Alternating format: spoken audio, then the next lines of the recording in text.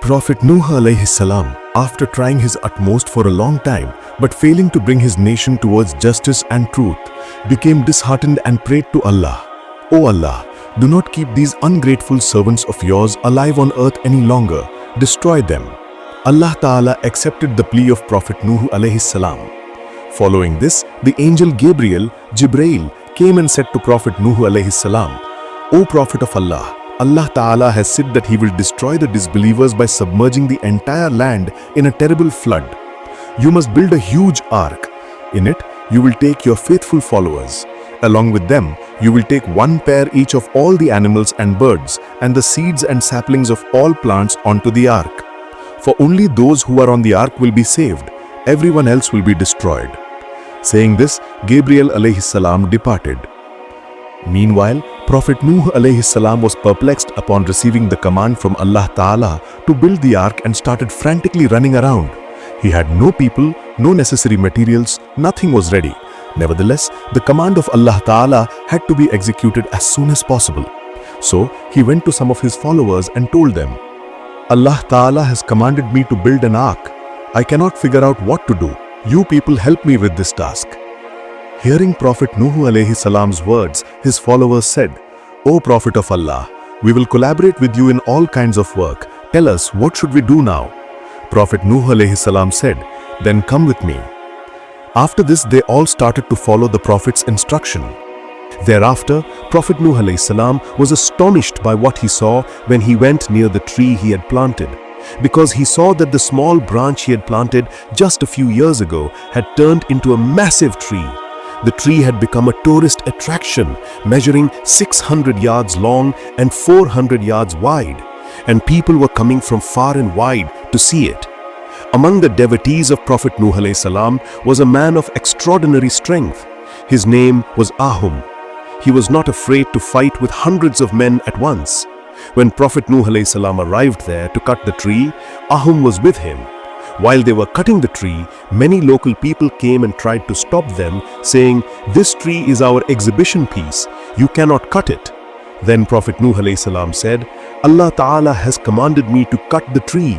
Therefore, I must cut the tree." Just then, a few young men came and snatched the tool from Prophet Nuh alayhi salam's hand.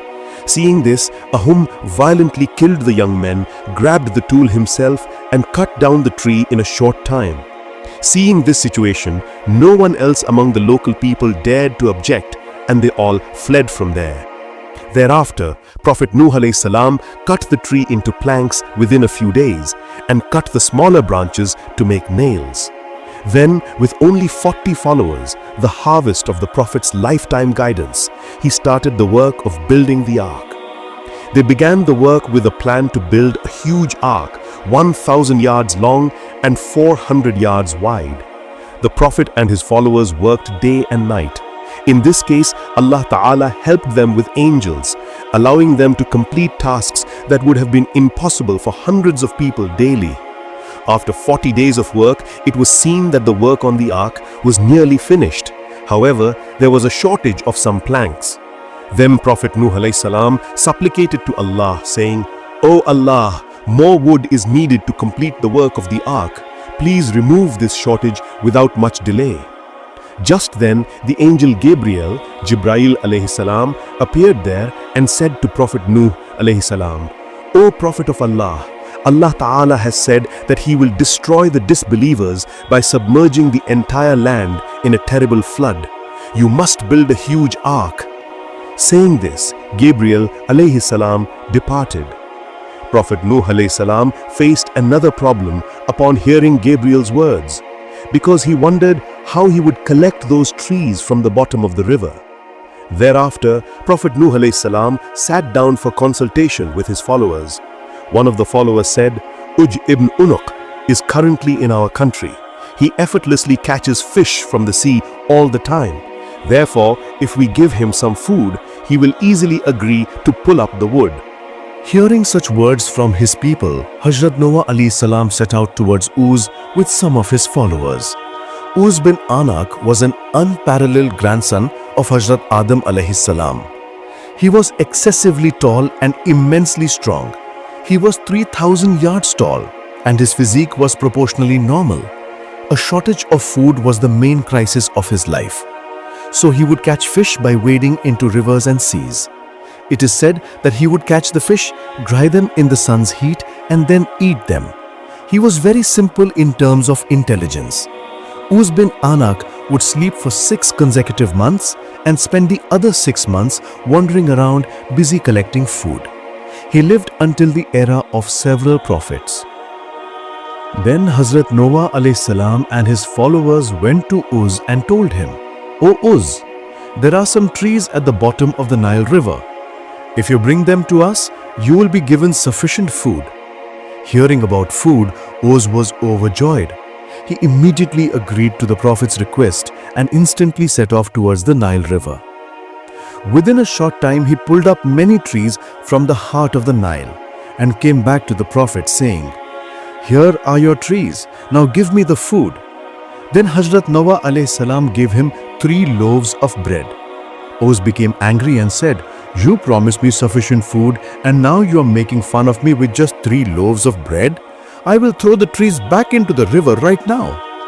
Hearing Uz's words, Hazrat Noah alayhi salam said, "Uz, don't be hasty. Begin eating the loaves by saying Bismillah and take them out one by one as you eat. If you are not satisfied, then throw the trees back into the river." Uz began to eat the bread according to the Prophet's words, saying Bismillah. Then he saw that the size of each loaf had become very large and that the bread had no end. He ate 1,200 loaves in a continuous stream and said with a smile, "O Prophet, you have fed me to my fill after a long time. For this I thank you immensely. If you need me for any work in the future, arrange for food like this. I will gladly do your work." Uz saw that his original 3 loaves of bread were completely intact. He then said to Hazrat Noah alayhi salam, "I will take these 3 loaves with me." Hazrat Noah alayhi salam replied, "Yes, that is your bread. You take it. But remember, this bread will last you for a long time." Consequently, Uz happily took the bread and left. Thereafter, Hazrat Noah alayhi salam and his companions carried the trees raised by Uz with the help of their companions and returned to the boat building site. He quickly made planks and commenced the unfinished work on the ark. Within about a week, he completed the entire work of the ark. Meanwhile, thousands of people from the country would come every day upon hearing the news of the ark's construction and mockingly say, "O Prophet, what can the work of building a ship in the middle of the desert be but a laughable matter?" Saying this, they would leave. After completing the construction of the ark, Hazrat Noah alayhi salam waited for the next command from Allah Almighty. Several days passed this way. Suddenly one day it was seen that someone had ruined the ark by defecating and urinating in it in the darkness of the night. Hazrat Noah alayhi salam had no doubt whose work it was. He was weak, it was not possible for him to confront them, so he lodged a complaint to the court of Allah Almighty. On the other hand, the infidels discussed that they would defecate and urinate in the boat every day. So they started joyfully defecating in the ark. Day by day, their numbers increased. Now not only at night, but even during the day, groups of people would come and defecate and urinate in the ark. After this continued for 15 consecutive days, it was seen that the ark was almost full of feces and urine. Hazrat Noah alayhi salam would occasionally come, observe the scene from a distance and weep bitterly. Then one day, a blind person slipped while defecating in the ark, fell into the ark and was completely submerged in the feces and urine. When he climbed out, he saw that his blindness was gone and his face and appearance were completely transformed. Seeing such an event, he quickly fled and appeared before his tribesmen. But the people of the tribe initially did not believe him. They then asked, "Who are you and where have you come from?" The man then said, "I am that blind person. I slipped while defecating in the Ark of Noah alayhi salam and suddenly fell in the feces. When I came out of that filth, I saw that my body had completely changed." Hearing such words from him, they performed various tests and realized that this was indeed the blind person. Thereafter, to verify the truth of the incident, A group of people took a blind person at night and threw him into the filth of the ark. The blind man dived in there and came back up. Immediately, his blindness was cured. The blind person could see everything in the world clearly. Two blind people regained their sight in succession. Now a great sensation was created in the country. No one goes there to defecate anymore. Now the movement of the blind people begins there. Whoever dives into that filth in the ark, their blindness is cured. After hundreds of blind people were healed every day, people afflicted with paralysis, immobility, lameness, such affected people began to dive into the feces and urine of the ark. By the glory of Allah, they were also cured. Next, people afflicted with other diseases began to frequent the place. They too started recovering within moments. Then crowds of people from home and abroad began to descend. They not only returned after diving into the feces and urine, but they also started taking the filth away in containers. Within about a week, all the filth inside the ark was gone. After that, those who arrived from home and abroad began washing the ark and taking the water. Towards the end, severe competition and scrambling began for washing and collecting the remaining residue. After 15 days had passed and the ark was completely clean, Allah Almighty commanded Hazrat Nuh alayhi salam, "Take your faithful followers and one pair each of all the animals and birds of the earth into the ark." Hazrat Nuh alayhi salam was very troubled when he heard the command of Allah, because different creatures reside in different parts of the world. Therefore, it seemed extremely difficult to him how he could collect all of them across the entire earth in a short time. Then Hazrat Jibreel alayhi salam appeared before the Prophet and said, "Do not worry at all about this matter. Allah Almighty will assist you in this." Hearing this, the Prophet was reassured. The Prophet was further told, "Do not delay. Complete this task as soon as possible, because a great flood is coming in a few days that will submerge the earth." Consequently, the Prophet, by the command of Allah Almighty, started traveling to various places and began collecting all possible animals and trees from every location. He gave his relatives a forewarning of the great calamity and asked them to take refuge in the ark. But his relatives did not give much importance to his words. As a result, he left from there. In the meantime, it was seen that animals of various species from the forests were gathering near the ark. Hazrat Nuh alayhi salam came near the ark and took the animals up into their designated places. Among them, the number of Hazrat Nuh alayhi salam's relatives was very small. Even Canaan, the son of Hazrat Nuh alayhi salam, refused to board the ark. Hazrat Nuh alayhi salam asked him repeatedly. Finally, Hazrat Nuh alayhi salam became angry and said to his son, "O devil, get into the ark." As soon as he said this, Iblis, Satan, jumped unnoticed onto the ark and sat down. But Canaan still did not board. Then helpless, he appealed to the court of Allah, saying, "O Allah, you once told me that you would protect my family from destruction. In that regard, protect my son Canaan." Allah Almighty replied to him, "You are a prophet of Allah, and Canaan is an infidel. Therefore, he is not worthy of being considered part of your family. Forget about him."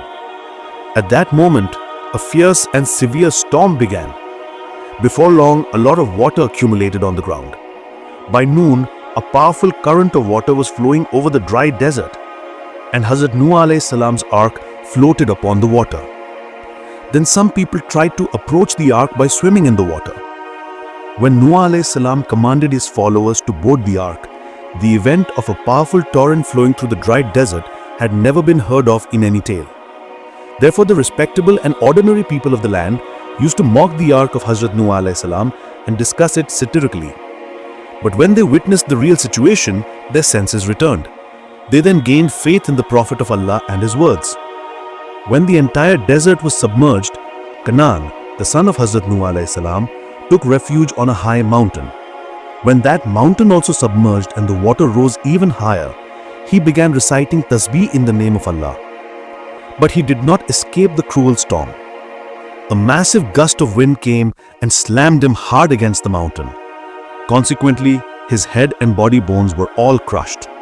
His corpse floated away on the water towards an unknown command. Hazrat Nuh alayhi salam was safe in the ark with his companions and the animals. He did not keep track of where the ark was heading on its own. The ark spent most of its time circling the Baytullah, performing tawaf. Allah, the Lord of the worlds, kept the ark intact and safe amidst this specially instructive storm and flood. The passengers were completely unaware of this. This is how their days passed inside that ark. Iblis had been in hiding for a long time. One day, an idea came to his mind. He went near the pig and tickled its nose with his hand. The pig sneezed loudly. Instantly, mice came out from its nose. The mice ran to the lower deck of the ark and began cutting the wood. Iblis's intention was that if the mice punctured the ark, water would flood it and cause it to sink. However, a pair of pigeons saw this activity of the mice. They immediately went to Hazrat Nuh alayhi salam and said, "O Prophet of Allah, we have just seen that mice are cutting and destroying the lower deck of the ark. You must take immediate action or this ark will be ruined." Then Hazrat Nuh alayhi salam came to the animals area and asked, "Where did the mice come from?" Hearing this question, the pig answered, "Yes, Nuh alayhi salam. Iblis came and tickled my nose and I sneezed loudly. Along with that, several baby mice came out of my nose. When Iblis was on earth, he had stuffed several tiny baby mice inside my nose. Those mice likely came out through my nose." Hazrat Nuh alayhi salam was astonished when he heard about Iblis. He said, "How did Iblis board the ark without my permission?" Then Hazrat Nuh alayhi salam summoned Iblis. Iblis appeared before him. He asked him, "O Iblis, how did you board my ark without my permission?" Iblis then replied, "O Prophet of Allah, I did not board the ark without your command. When you were asking your son Canaan to board the ark for the last time, you said to him in a scolding tone, 'Get up, you devil, get up.' I considered those words of yours to be a command for me and climbed onto the ark. Therefore, you cannot call me an illegal intruder in any way." Hazrat Nuh alayhi salam was rendered speechless upon hearing Iblis's words. Thereafter, Nuh alayhi salam began to worry about the security of the ark. He then went to the tiger and gently stroked its body. And immediately a cat was created from the tiger's body. He then commanded the cat, "O cat, bring the mice to me." Upon Hazrat Nuh alayhi salam's command, the cat caught the mice and presented them before Nuh alayhi salam. The mice appeared before Nuh alayhi salam and pleaded with earnest supplication, "O Prophet of Allah, we considered Iblis to be an important person in the ark. He commanded us to cut the ark. It was by his command that we started cutting the ark. Now we have realized our mistake. Therefore, please forgive us for our mistake and seek forgiveness for us in the court of Allah." Hazrat Nuh alayhi salam understood from the mice's words that they were not to blame. All the fault lay with Iblis, so he forgave them. Meanwhile, heavy rain continued to fall from the sky for 40 consecutive days, and water rose by bursting through the ground. When the whole world was submerged beneath the water, only the ark of Hazrat Nuh alayhi salam remained floating above like a small water hyacinth. There was no existence of anything else in the endless expanse of water. The ark of Hazrat Nuh alayhi salam floated on the water for a continuous 6 months and 8 days. Thereafter, Allah, the Lord of the worlds, commanded the sky to stop raining and commanded the earth to swallow the water. Then the water gradually began to recede and the wind's speed subsided. At this time, the ark of Hazrat Nuh alayhi salam came to rest on Mount Judi. Slowly, the peaks of other mountains began to become visible. Hazrat Nuh alayhi salam's ark became lodged on the mountain in such a way that it became easy for all the creatures to ascend and descend. Following this, Hazrat Nuh alayhi salam and his followers disembarked onto the peak of that mountain. But they still had no news about the state of the earth. So Hazrat Nuh alayhi salam sent a dove to observe the condition of the earth. Upon receiving Nuh alayhi salam's command, the dove descended to the surface of the earth and saw that the water had dried up from the ground. It then went to the Prophet of Allah and said, "O Prophet of Allah, the water has dried up from the surface of the earth. The surface of the earth is now fit for habitation." After receiving this news from the dove, Hazrat Nuh alayhi salam and his followers descended onto the surface of the earth, and he also let the other animals out. The various creatures of the earth left Hazrat Nuh alayhi salam's ark and set off towards their respective destinations. The followers of the Prophet of Allah looked all around the surface of the earth. They saw that there was no sign of anything anywhere on the earth's surface. Everything had become clean.